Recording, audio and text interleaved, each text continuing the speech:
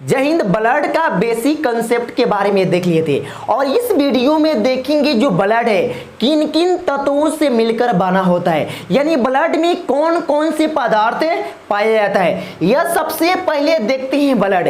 यह जो ब्लड है इनका दो भाग होता है, एक भाग का नाम है लिक्विड और दूसरा का भाग का नाम है ठोस।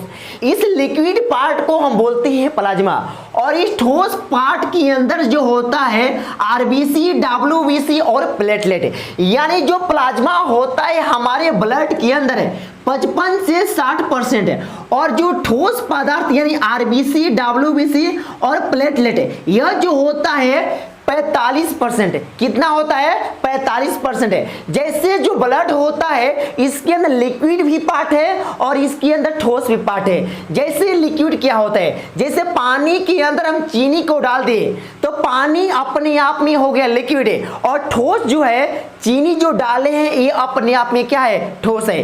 यानी जैसे आपको समझाते हैं चाय जो है बहुत सारे पदार्थों को मिलाकर चाय को बनाया जाता है। चाय के अंदर चाय पत्ती होता है, चीनी होता है, अदरक होता है, बहुत सारे चीज को मिलाकर तब चाय को बनाया जाता है। तो यानी ब्लड जो है तो बहुत सारे तत्वों से मिलकर हमारे ब्लड का निर्माण होता है। इस ब्लड में जो प्लाज्मा होता है 55 से 60% है। आप समझते हैं प्लाज्मा के बारे में। यह जो प्लाज्मा होता है यह इसके अंदर वाटर सिर्फ यानी पानी जो पाया जाता है 90 से 92% है। अब इसके अलावा जो बच गया 8 से 10% जैसे बचा उसके अंदर ग्लूकोज पाया जाएगा, उसके अंदर आयंस पाया जाएगा और उसके अंदर प्रोटीन भी पाया जाएगा।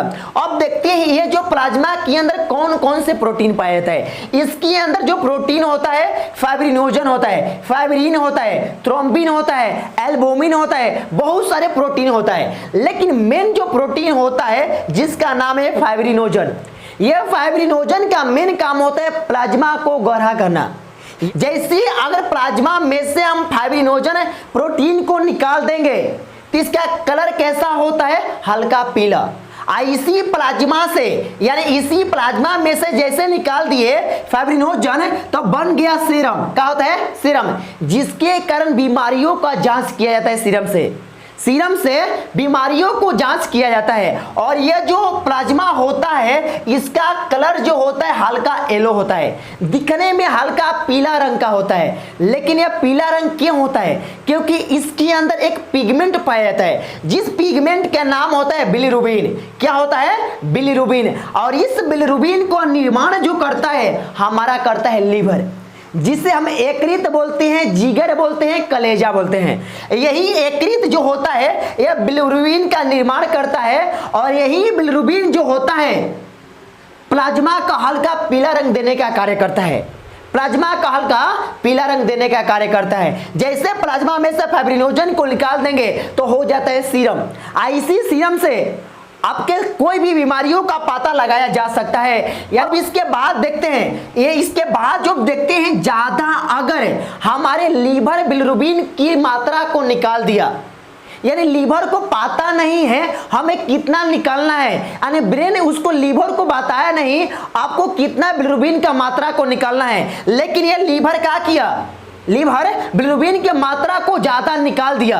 आज जैसे ज्यादा निकाल दिया तो बताओ यह जो होता है जॉन्डिस बीमारी, यानी उस इंसान के अंदर जैसे बिलिरुबिन की मात्रा बढ़ा तो उस इंसान के अंदर जॉन्डिस बीमारी हो जाता है। जॉन्डिस का मतलब होता है पीलिया बीमारी और इस पीलिया बीमारी में लीवर पर बहुत गहरा प्रभाव पड़ता है इस ज्यादा बिलिरुबिन की मात्रा को निकालने के चलते। ये सारे के सारे कंसेप्ट किसका था?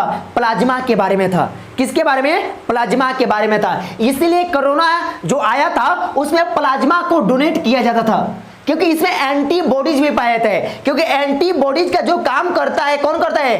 ग्लोबुलिन जो प्रोटीन होता है एंटीबॉडीज का काम करता है। प्रतिरक्षित अम्ल का जो एक काम करता है यह जो प्रोटीन है। अब इसके बाद देखते हैं रुधिराणु के पहला पार्ट जिसका नाम है आरबीसी। जिसका नाम क्या है? आरबीसी। इस आरबीसी का सबसे पहले जो फुल फॉर्म होता है रेड ब्लड सेल, यानी लाल रक्त कोशिका। लाल रक्त कोशिका, और इसका जो दूसरा नाम होता है एरिथ्रोसाइट, यानी इसका दूसरा जो नाम होता है एरिथ्रोसाइट, किसका? आरबीसी का। क्योंकि आरबीसी जो होता है, आरबीसी जो होता है जनसंख्या में अधिक होता है। समझिए, इन तीनों में से जनसंख्या अगर होगा आरबीसी का अधिक होगा। भगवान ने हमारे बॉडी के अंदर जो सेल को बनाए हैं बहुत सोच समझ के बनाए हैं। जिसकी जनसंख्या ज्यादा दिए हैं उसका आकार छोटा कर दिए हैं।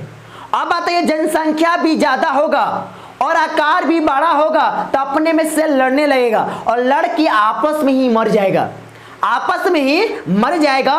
तो सबसे पहले समझते हैं आरबीसी, और इस आरबीसी का जो आकार होता है गोलाकार होता है, यानी गोलाकार होता है और बीच में चपटा होता है, बीच में चपटा होता है। और इसकी जनसंख्या हमारे ब्लड में सबसे अधिक अगर जनसंख्या होता है आरबीसी।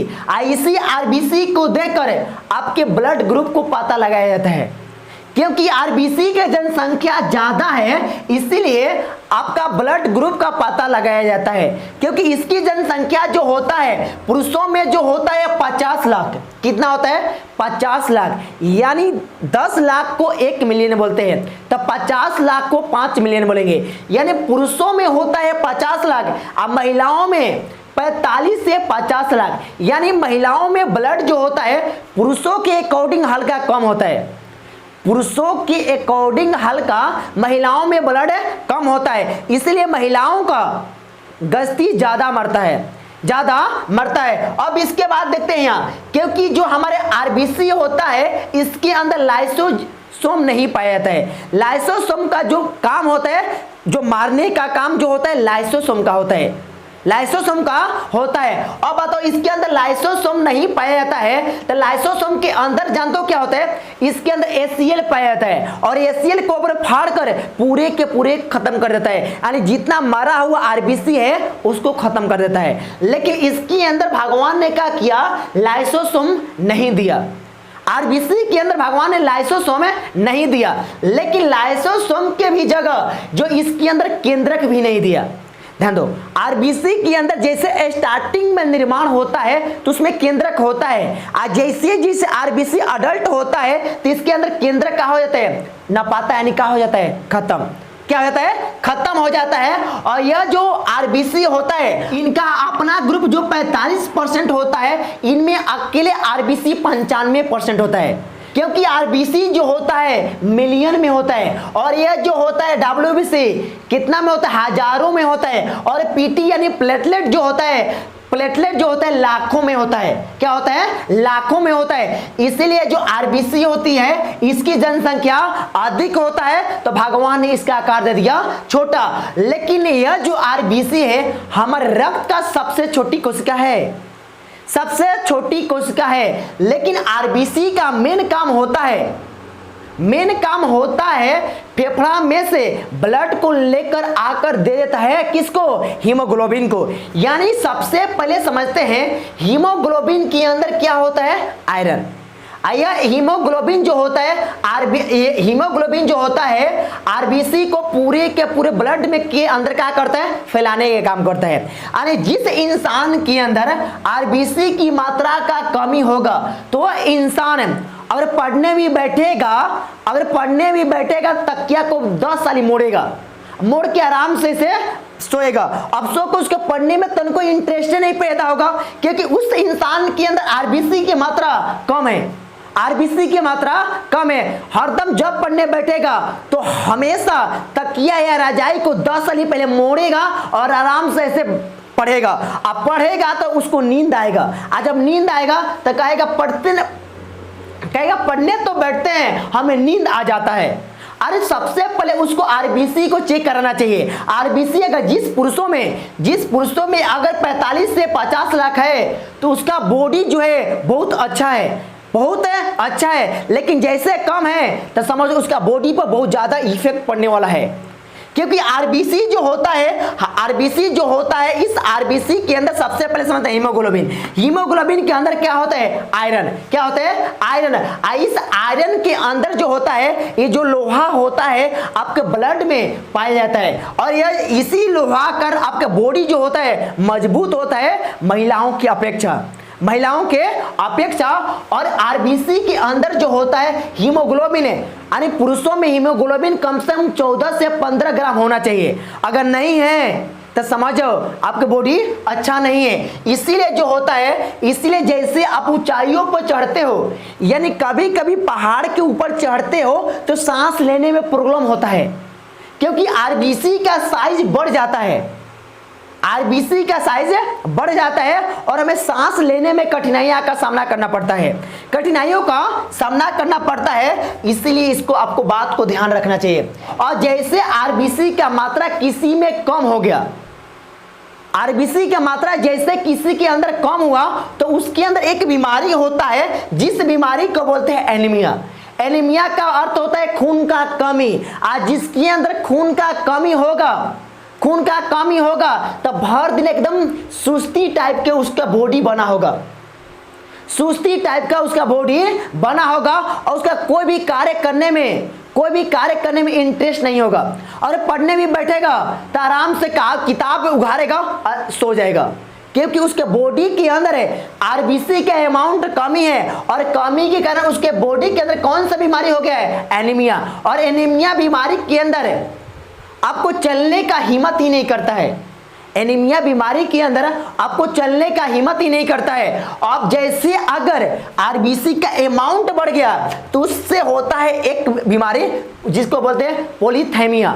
इस पॉलीथैमिया के कारण क्या होता है, जैसे आरबीसी का अमाउंट आपके बॉडी में बढ़ेगा तो आपके त्वचा पर दाना दाना यानी धब्बा जो होता है, धब्बा जो पड़ता है, धब्बा धब्बा पड़ जाएगा, कला कला धाबा पड़ जाएगा आरबीसी के ज्यादा होने से। इसीलिए आरबीसी को मेंटेनेंस रखने के लिए डॉक्टर से मिलिए, डॉक्टर आपको सलाह देगा।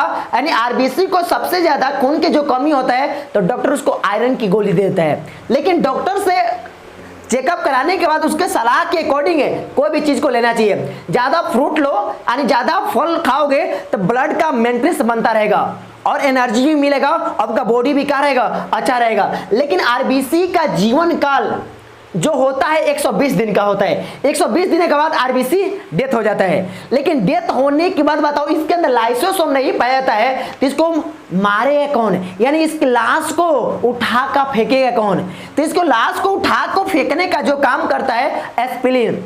एस्पिरिन जो आरबीसी मारा होता है उसको अपने पास उसको खा जाता है, कौन है?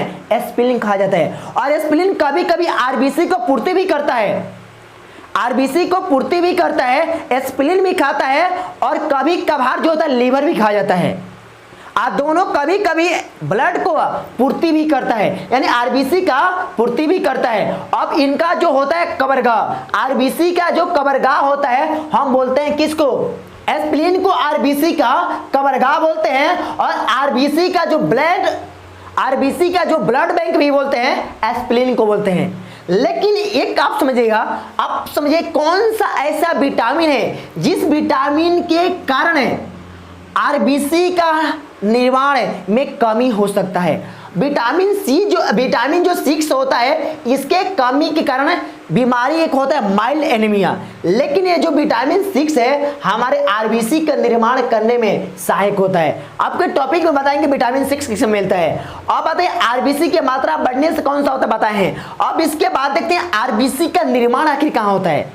अस्थिमाजा जो होता है, अस्थिमाजा में आरबीसी का क्या होता है? निर्माण होता है, आरबीसी का निर्माण होता है। इस पार्ट में हम समझे हैं ब्लड का जो आरबीसी का पार्ट है। अब पार्ट 3 में समझेंगे डब्ल्यूबीसी का है और पीटी यानी का है प्लेटलेट का है। इन दोनों को पार्ट 3 में क्या कर देंगे?